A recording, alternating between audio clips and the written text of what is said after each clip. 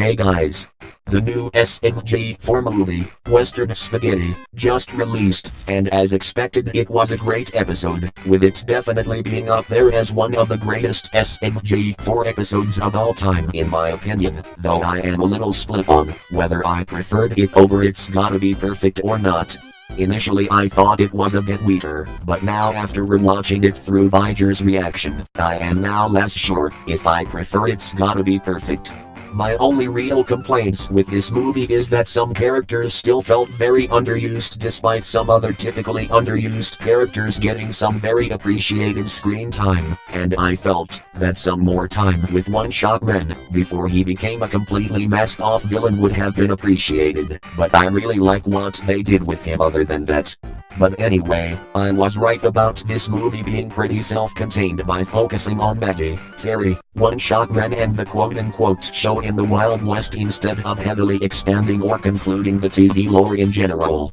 In fact, there were less references and hints given about the TV entity and any possible future plot points like Marty than I was expecting, as I originally thought the TV entity would take a larger role within the movie based on the less subtle references to it lately. While I think the movie benefited from not being overpacked by not resolving or focusing too heavily on the TV lore, it did end up not giving us as much new information on the TV entity as I was hoping it would, but for now, what they have given us currently is fine, considering it seems like there will be a lot more happening with the TV entity later down the line. As a result of the TV entity playing less of a role than I was expecting, Shot Wren had a more direct impact on the setup of the movie than I expected, with him being the culprit behind Maggie's beanie being stolen in a previous episode, and it was him who brought everyone into the simulation. I had initially thought the TV entity would be behind all these actions,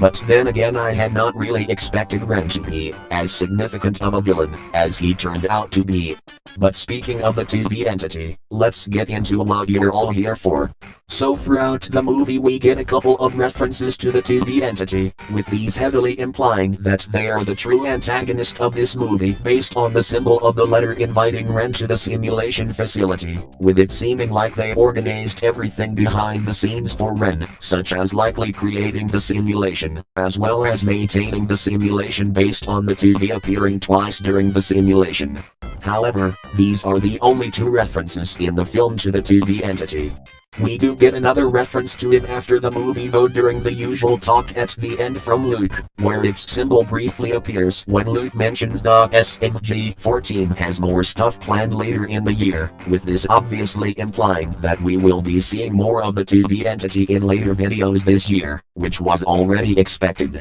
I think that this overarching arc with the TV entity will probably play out all year, with every major event being manipulated and caused by it, such as a possible third film, as well as meme games and Wadfi, until eventually either the SMG4 crew discovers it is behind everything or it reveals itself and what its ultimate plan is, leading to a final confrontation, which, as I've previously theorized, I think this may all culminate with Wadfi 2023 on the show grounds, but if not, I think the next likely conclusion to all of this is probably a third movie, which would make this arc essentially a trilogy of movies. At the very least, I am expecting one of the next plots by the TV entity to be somehow involved with the showgrounds as well as likely the cardboard cutouts of Marty and Louie, but I guess for now we'll just have to stay tuned for when the next clues towards its third plot begin being displayed to us. Despite the TV entity surprisingly having less presence in this movie than in It's Gotta Be Perfect, we have perhaps learned of a pattern with its behavior. It seems to be targeting emotionally vulnerable people and gifting them with magical and very powerful but all the while very twisted tools in order to allow them to achieve something they greatly desire. However, let's also not forget that it has likely also gifted a third thing, the showgrounds, which was also gifted to SMG4 to help him achieve his promise of building a new castle, though unlike the previous gifts it was not given to someone emotionally unstable, as SMG4 had recovered, since the movie and the showgrounds has not appeared to be some twisted but advanced tool like the other gifts, at least not yet, so the TV entity may not necessarily always always be looking to manipulate and enable emotionally unstable people with its gifts for whatever its ultimate plans are. However, despite perhaps now grasping what its plans involve doing, what its motivations and ultimate goals may be are still a great mystery. It's not even clear that it's a malicious entity necessarily, as, while it is kind of implied that the demon keyboard made SMG4 even more crazy and uncharacteristically antagonistic, it seems that Wren was by himself naturally evil, and let's not forget that the TV entity likely gifted the Shot Wren to SMG4, which so far has not seemed to be a malicious act, at least for now. This may suggest that it is a neutral entity that doesn't really care about good or evil, with it maybe just seeking to achieve whatever its goal is and just being incapable of understanding morality and the consequences of what it does, reinforcing the idea that it may be some force or program rather than an individual. Maybe it could even be a massive organization or corporation, with the symbol of the TV entity being its logo. But even if it is a not necessarily evil entity, it is still clearly an antagonistic force acting against the SMG forecast, and honestly, due to the amount of evil things it's responsible for, there is still the chance that it could just be a straight-up malicious entity, because to reiterate, we really do not know anything substantial about it still. My old theory that its goal was to achieve some form of perfection has probably been debunked, as the events of the movie don't really align with this goal. This leaves the theory that it wants to foster and then harvest dark emotions for whatever reason, or the theory that it simply wants to grant the wishes for people, no matter how twisted the desire. There's also my theory that it wants to set up different quote-unquote shows based on the multiple instances of the word show being used in relation to the TV entity, with these shows possibly intended to just create entertainment, whether that be for itself, an audience, or to generate profit, or maybe it even intends to satisfy the real-life Luke by creating interesting content, as we know from the cosmology lore that Luke is actually a character within the SMG4 universe. Maybe the TV entity could even be a really meta villain, and represent the real-life Luke and the SMG14, creating interesting scenarios for YouTube content, or should I say, their show on YouTube. I think this show theory of mine is the strongest theory at the moment based on the possible evidence we actually have to argue for this theory, but even still, due to the lack of information we have, this isn't exactly a strong theory with a plethora of evidence to back it up.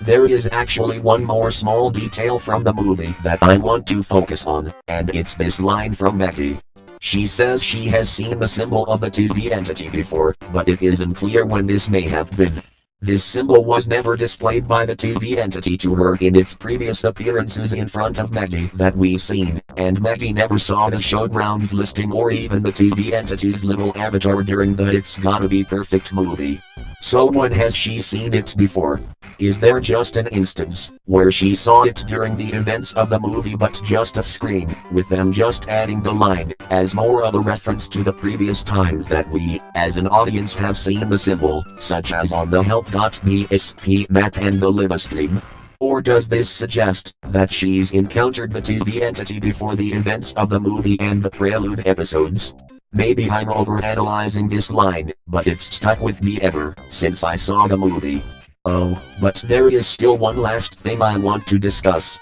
There is a very interesting thing someone in my Discord server noticed, and that is that on the new poster being sold to celebrate the release of the movie, there appears to be a new SMG4 logo being used, which incorporates the symbol on the updated redesign of SMG4's model. Interestingly, this new design only appears on the product listing on their merch store, and not on the image that they've posted on Twitter and YouTube. To me, this suggests that they think their current logo may be too derivative of Mario's hat, which is kind of true, and so this will probably be the logo they use on merch. However, if they'll begin using this logo elsewhere, such as on thumbnails and the intro, is up for debate, considering that they're still using the old logo everywhere else, including on digital versions of the poster. I think this likely suggests that they may just use it on merch, at least for now. There's also the fact that, if they were considering permanently changing their logo to something more original, why didn't they do it earlier after the release of It's Gonna Be Perfect, where they also changed the channel profile picture and the channel description? If you want my opinion on the new logo, I'd say that so far I like the look of it, though I don't know if I'd say I prefer it over the current logo, with the main design choice I am unsure about on the new logo being the font of the other letters after the S. What are your thoughts on the TV entity, the movie, and this possible new logo? Tell me down below in the comments, while also rating your experience watching this video.